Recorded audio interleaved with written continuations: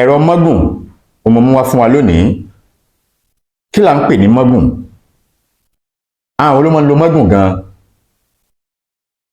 Mọ́gùn póríṣiríṣi.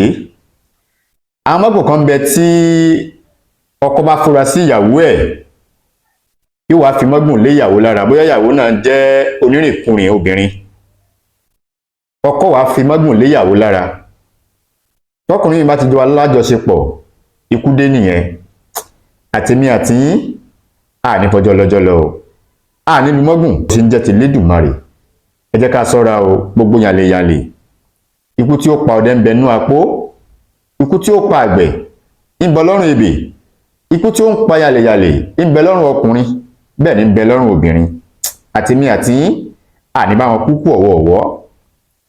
Ṣẹ́rí kò ṣe dìgbà tí èèyàn bá ń ṣèṣekúṣe kí èèyàn tó lu mọ́gùn.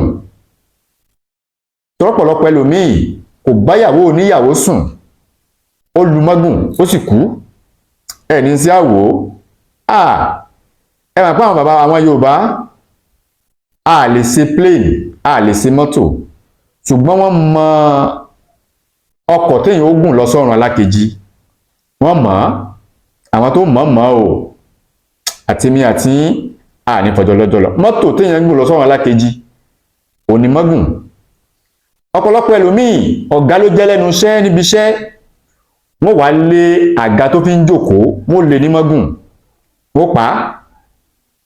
Ọ̀pọ̀lọpọ̀ ẹlòmíì ó ra ilẹ̀ ni, látara ilẹ̀ tó rà ó lọ sórí ilẹ̀ yẹn ó sì kàgbákò, ó lu mọ́gùn. Ó dá ẹsẹ̀ wọnú sáìtì yẹn báyìí lórí ilẹ̀ rẹ̀ báyìí, òkú ẹ̀ ni wọ́n gbé kúrò ńbẹ̀. Àtèmi àti yín irú bẹ́ẹ̀ ò ní tọ́ sí wa. Wọ́n máa ń lé igi ní mọ́gùn. Wọ́n mọ̀ pé ẹni yìí yóò gungi yìí. Àwọn aláburú ayé wọ́n á lé igi ní mọ́gùn. Kò sẹ́dìgbà tá a bá ṣe ń bá obìnrin lóbìnrin sùn ká tó lu mọ́gùn. Kódà wọ́n lé mọ́gùn fóbìnrin, wọ́n lé fọ́kùnrin. Ọ̀nà wo láwàá gbà tá a fi ní lu mọ́gùn? Ìwọ tó bá báyàwó níyàwó sùn tó ó kú ọkàn lọ́run.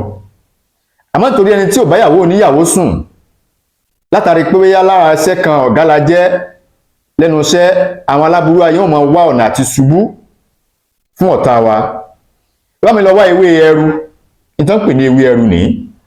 Àjà ewé ẹrù yìí àjà 9, ẹyọ 9 báyìí. Ení,